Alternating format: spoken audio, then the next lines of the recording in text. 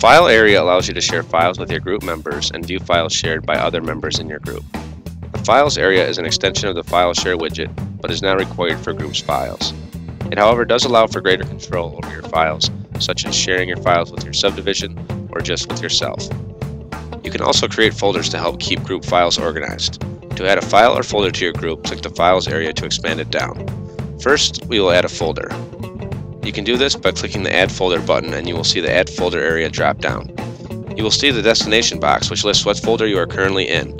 If you do not have any folders, the destination will be your root folder, which is your username. Type in the name of your folder and click Add. The widget will refresh, and you will see your new folder listed. We can now add a file into the newly created folder. Click the Add File button to drop down the Add File area. You will see the destination is still just a username, but if you click the newly created folder, the path will change. You can now add a file into this new folder by clicking the Browse button, or just click the empty space in the white box. This will open up your file dialog box. Choose a file and click Open. When you're ready, click the Upload button to share the file with your group. The widget will refresh, and if you expand your folder, you will see the file listed. Clicking on Shared Files, whether yours or another group member's, will open up that file. Image files will be opened up in a pop-up window, and other files such as documents or video will be opened based on your browser. Depending on your group's permissions, you may or may not be able to remove other users' files shares from a group. You can find this information out before you add a file by checking the info in the About area.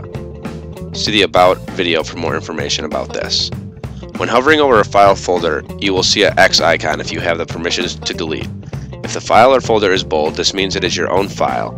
If not bolded, then it is another group member's. If you are removing your own files from your group, you will always have to make sure directories are empty. This will completely remove the files as well as the shares.